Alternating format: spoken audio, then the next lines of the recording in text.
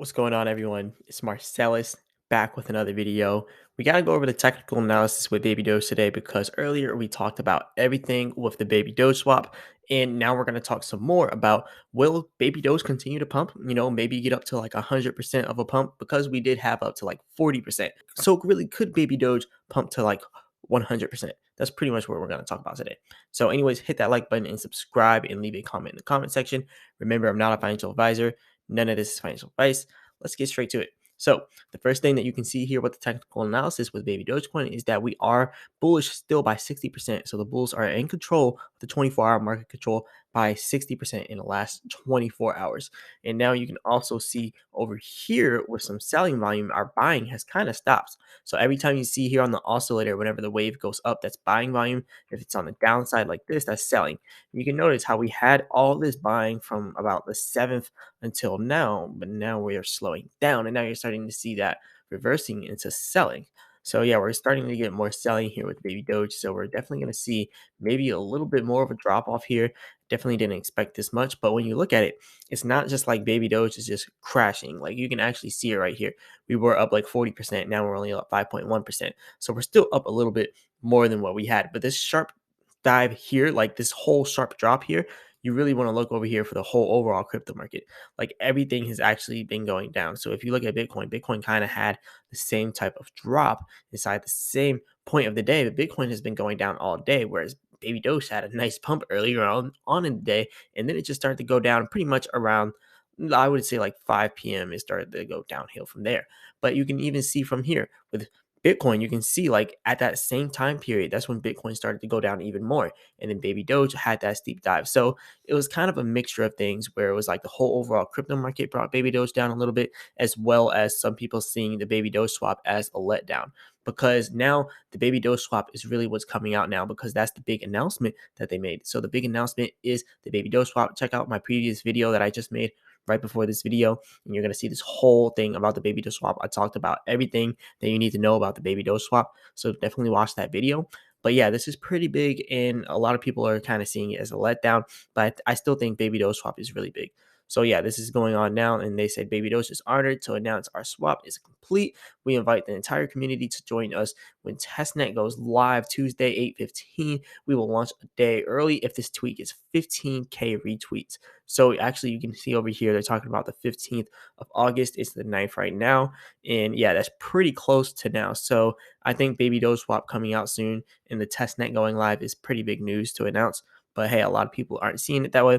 But everyone's always going to have a disagreement. You can even see a person here says, again, disappointed investors wanted listing. And yeah, a lot of people are disappointed, I guess. And over here, another person says, again, disappointed. And someone says scammed. But yeah, a lot of people have different opinions on what's going on here. But I still think that Baby Doge swap is huge. You got to think about the passive income opportunities that pretty much comes with these DeFi apps. So whenever you use Baby Doge swap, you can do farming, you can do staking, you can get an insanely high APY, and it's really going to be way more than what you would get anywhere else. So I definitely think there's a lot of potential here still with the Baby Doge swap. So it's not just all based on, like the hype. People are expecting a major listing. I thought that we were going to get a major listing. A lot of people thought we were going to get it, but hey, it's not going to happen. We're still going to get the Baby Doge swap pretty soon, and now we're getting the testnet going live. So this is opening a whole nother door for Baby Doge. This is actual utility for Baby Doge. So you got to understand that. And we're also the most searched inside of ERC20 projects. So, and also this wasn't all, a letdown. You got to think all of that buying that we had, all that purchasing pressure. Whenever you look at all this buying that we just now have with Baby Doge, you can see $55,000 were burned. Like that's a lot of money. All that money got burned just from the transactions. Because you got to remember, 10% of every transaction is going to be burned. Well, 5% of every transaction is burned, and then the other 5% is added to liquidity. So a total of 10%. So all of that being burned, $55,000, that's a lot of money. And also 33 trillion Baby Doge coins will never be circulating inside of the circulating supply. So I definitely think it was a whole good thing for us to have that little pump. Now it's kind of over from now, but still, I think we still have some more room to pump. So over here, you can see Baby Doge is inside of this red area. This is supply and demand of less demand. This is showing that we have less demand in this area. So we're more than likely probably going to go down to our next support level. And actually, you can see our next support level is back down there around 1250. That's where we're trying to get away from earlier. But you got to think, before this pump happened, where were we at? We were at 1250. So I think it's only right if we went back down to 1250 because that's where we were trading sideways that whole time. When Bitcoin was around that same price, Baby Doge was also trading sideways as well. So I think 1250 would probably be a good area for support. Now, I would say that would be the major support. If you want to look at minor support levels, you can probably look at the 1330 area. We were talking about that as the little resistance.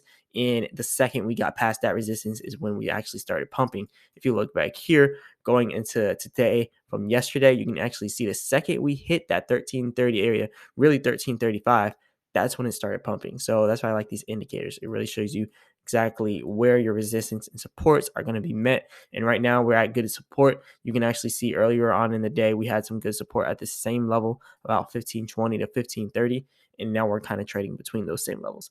So you could probably see Baby Doge maybe going back down a little bit more. But hey, this could be a bear trap because you got to think a lot of people are still not disappointed with the Baby Doge swap coming out. So I still think that we have the potential for this to be possibly a bear trap and then getting another pump coming in now. But who knows? This whole thing could have been a bull trap, and this could have been the first bull trap scenario, and then another one could happen again. So no one really knows exactly what's going to happen. But hey, we just got to be here for it. And I think within 7 days, when the test net comes out, that's definitely going to be the telltale signal whether or not we're going to be bullish or bearish from here. But anyways, looking at the 4-hour chart here for Baby Doge, it kind of looks a little bit different. Now you just see huge red candlesticks indicating we're getting more selling. And this red area just now opened up. It was green, but it opened up into red, showing that it now has less demand since it is red. That's what the indicators show us. So now that we have this area here that's just completely a huge pump really out of nowhere, now we're having a sharp dive downwards to support. So we're probably going to end up landing around 1420. That's what you can actually see here with the indicators here. It says around 1420, 1430, and then the lower area, like I said, the 1330 area would be our lower support, and then 1250 would be that support where we start trading sideways, possibly consolidating, and then maybe having another pump from there. But remember, I'm not a financial advisor, none of this financial advice. This is all just speculation, but we can kind of speculate and see where we're going to be going next after all this. So let's talk about Bitcoin now. So as you can see, Bitcoin has been selling off all day pretty much as well. If you look over here, Bitcoin actually sold off quite a bit. Bitcoin is down 4% for the last 12 or for the last 24 hours. It's down 4%. So that's still pretty big compared to like what some other cryptos are doing. Some other cryptos aren't even down that much, but 4% is still a pretty good amount because look, we went all the way up here from 24.2K all the way down to about 22.8K. So that is a pretty that's pretty steep. So anyways, let's talk about how this happened. So you can see here at this resistance all the way up here, we got rejected here with Bitcoin. This red area, supply and demand, less demand. This is our resistance. You can see we got rejected and we immediately started to go down. And now we're just in the red from here.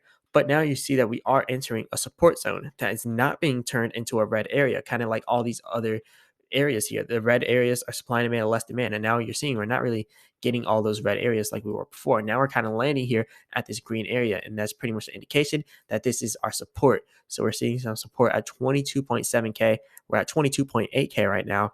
And you can also see on the oscillator that is showing that Bitcoin is oversold. So since Bitcoin is oversold, you're probably going to see buying coming in at next. You can see this literally every single time on the oscillator. Every time we get overselling, we always have buying coming right after, and it shows time and time again. So what we're probably about to get now is another increase inside Bitcoin, leading us up here to this next resistance, which is about 23.2K. So expect Bitcoin to go back up to about 23.2K and maybe pulling back down. But Bitcoin still has the possibility, to get up here to this resistance if we can get enough people buying. You can still see with the indicators, it shows the 24-hour market control is in control by the bears by 60%. So we're still 60% bearish overall whenever we look at the charts. So it's still kind of hard to tell where we're going to go from here. But yeah, anyways, this is pretty much all I got for you all today. We're almost at 1.6 million holders. We have 1,599,100 holders. That's a lot. Yesterday, we had a little bit less than what we had today. We had 1,597,439 holders. This is all I got for you all today. Hit the like button, subscribe, all that good stuff. Remember, I'm not a financial advisor. None of this is financial advice. As always, I'll be back with another video.